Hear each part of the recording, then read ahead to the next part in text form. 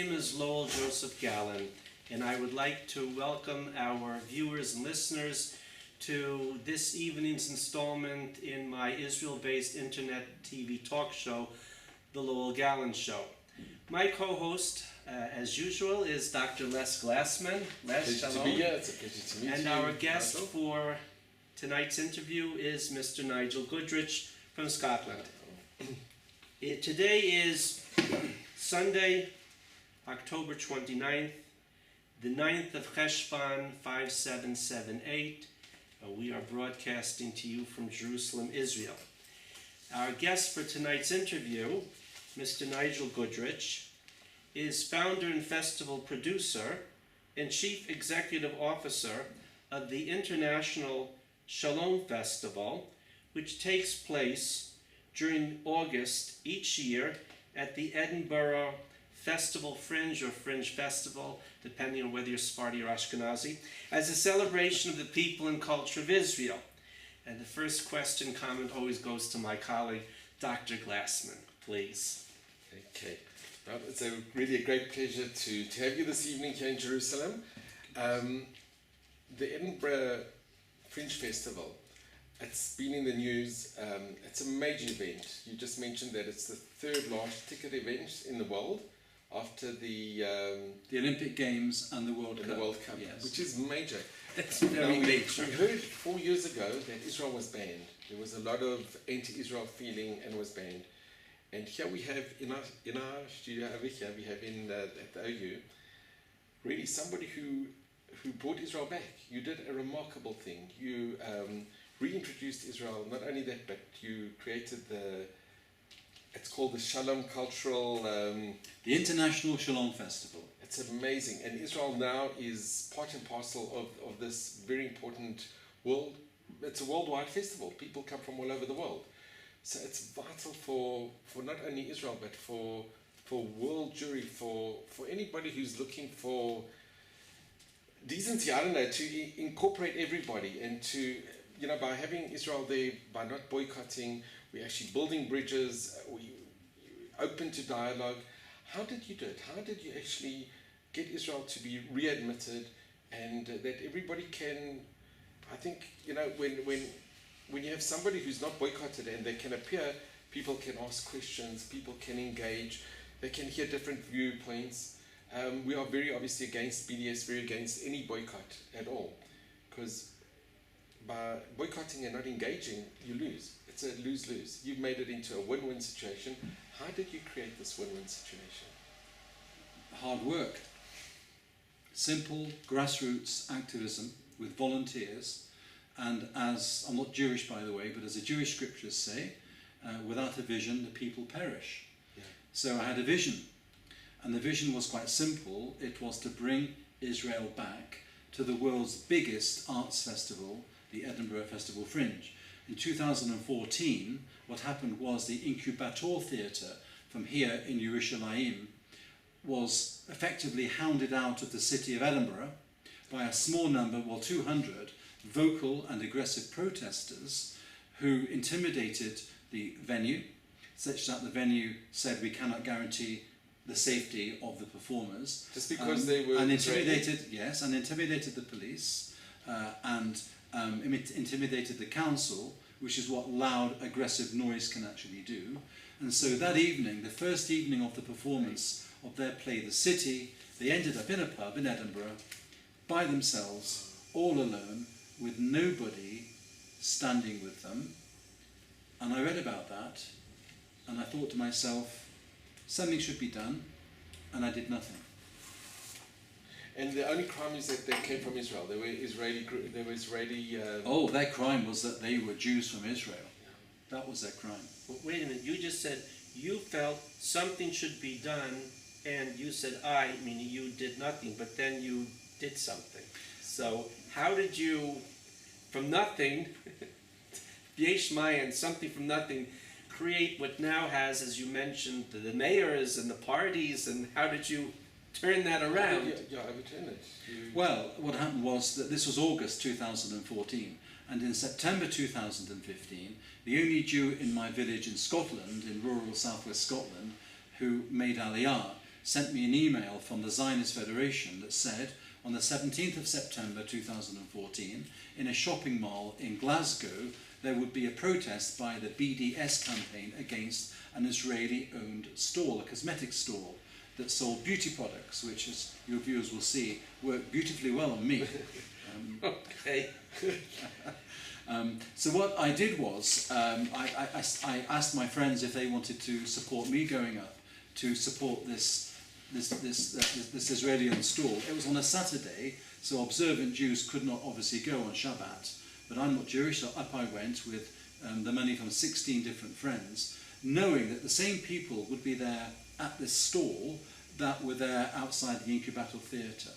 And my experience there changed my life radically. And my experience there has resulted in the formation of my work of 12 Friends of Israel groups in Scotland, which work together now to counter the BDS. And one of the fruits of that group is the Shalom Festival. But quite simply, I was called a child killer, a baby murderer, a Zionist fascist, for having the temerity to go up to a stall and try to buy products. And my experience was something that Jewish people have had to endure for centuries. But this was my first taste of hatred. Now, I'm not generally scared of people. I've played rugby and I've done self-defense and things, but I was scared by the atmosphere. It was filled with hatred. It was ice cold, and there was something wicked about it, something shrill and spiritually wicked, and I sensed that. This was in 2015, so we're talking about 2 years ago. This was 2014. 3 years ago. So quite simply what I did was I came back from that experience, gathered the people together who had given me money, gave them their products, and we said, what can we do? And we decided to set up a group, a Friends of Israel group, in my part of Scotland. It was called Dumfries. We had a conference a few weeks later. People came up from London to stand with us, our partner organisation, who are found on the internet, and we trained people into what to say against the lies that are being told, and I thought that would be the end of it. But somebody came to that meeting from Glasgow, and somebody came from Edinburgh, and somebody came from Carlisle, and they said to me, can you set up a group in Edinburgh and in Glasgow? So I did, and what I've done is set up groups all over Scotland and every city and every major town, and I've given up my job, my business to do this, because it's a full-time job to support grassroots activists, to train them, encourage them, motivate them, and all the rest of it.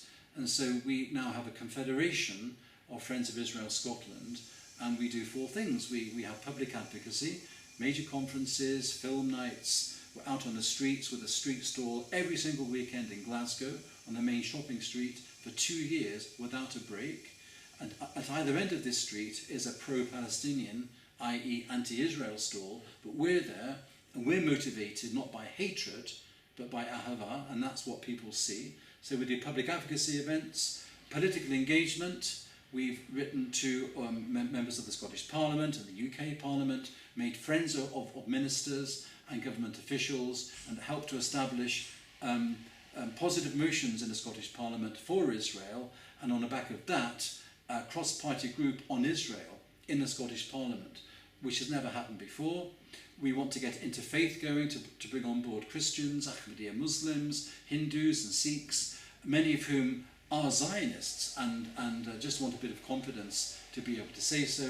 And we need to support the young students, particularly Jewish students at our universities. So instead of setting up Jewish societies, we're setting up Israel engagement societies where everybody can come, whether they're Christians or Jedi Knights or unaligned, it doesn't really matter.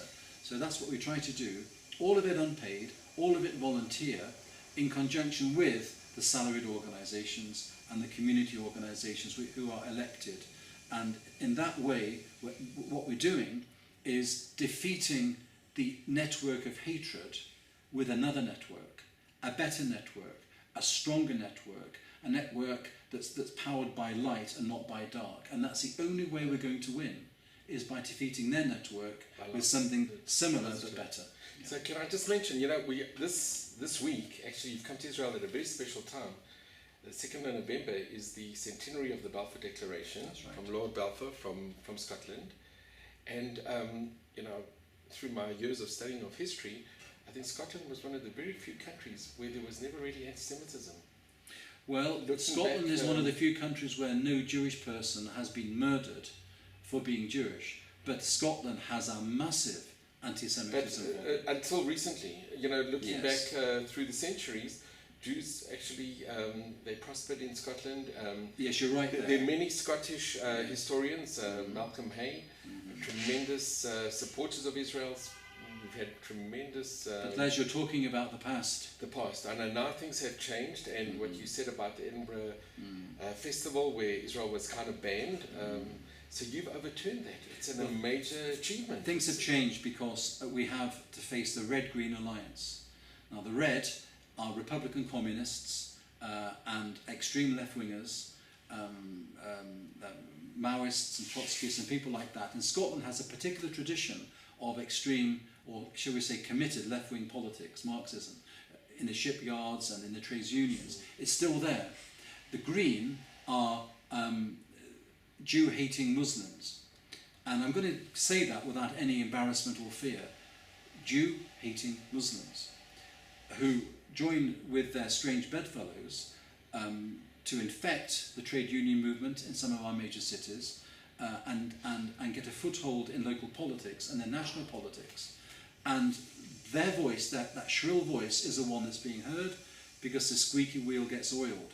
So what we need to do is have not so much a counter-narrative, but tell Israel's story, not to be a prosecuting counsel, but to be a best friend for Israel and to show people, as Professor Alan Johnson of BICOM in London says, and I'll never forget him saying this, show people, he said, the glory that is Israel.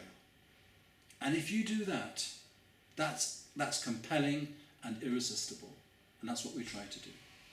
So I just, well, with your permission, when Benjamin Netanyahu, once he addressed the United Nations, and before he went to the United Nations, he went to the Lubavitcher Rebbe, and he gave him, he told him basically, he mentioned, you could mention this at the United Nations in front of the World Assembly.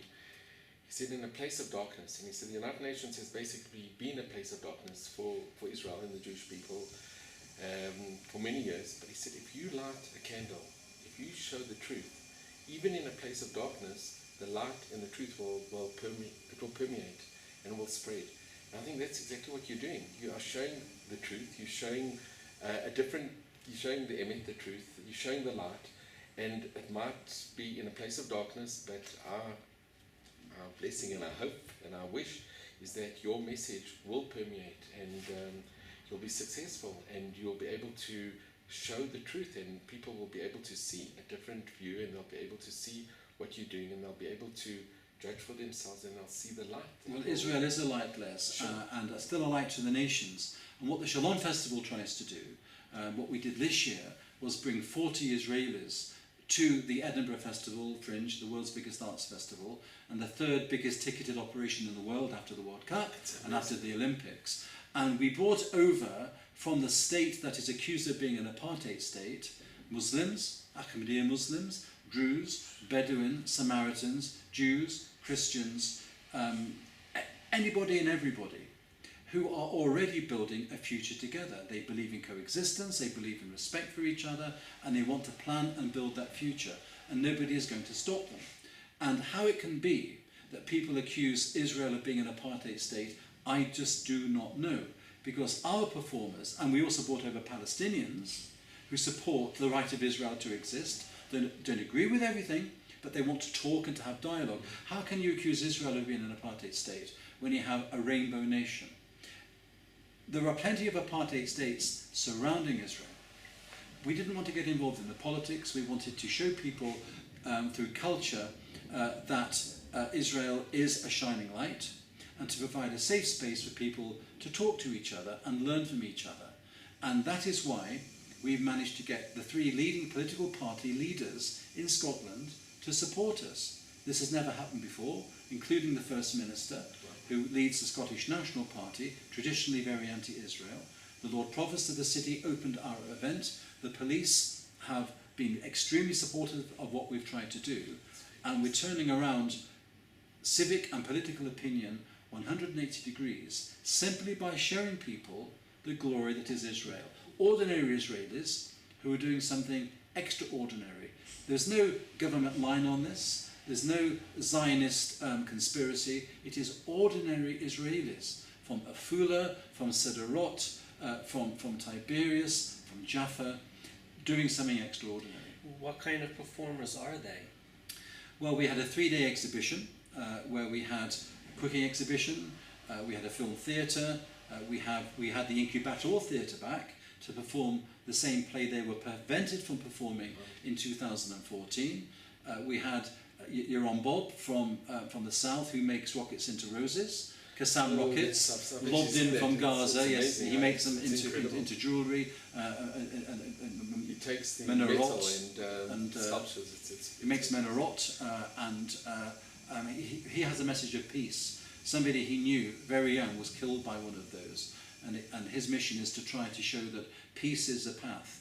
There is no path to peace, but peace itself is the path. We had a couple from Jaffa. Ehab is a Muslim. He's a sheikh. When he was a young boy, he firebombed a synagogue. He's since repented of that because he was told to do that. He's married a Jewish girl who hated Muslims because she was told to hate Muslims, but they fell in love, and of course the rest is history. They now work together. So we wanted to have that narrative, and on the closing night we had a gala concert where we had Israel's premier Ethiopian singer, Meski Shibaru, sing in 4 different languages, and also Jemiah, a hip-hop band from the desert, and they were fantastic. Nigel, you told us what you've done after 3 amazing years, which is a very short time.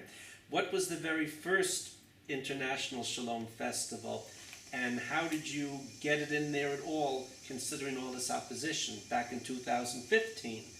2015, in January, I got my local group in Edinburgh, Edinburgh Friends of Israel, together, and we said, do we want to have another conference like we had last year, where we had 225 people come in the heart of enemy territory to hear about Israel?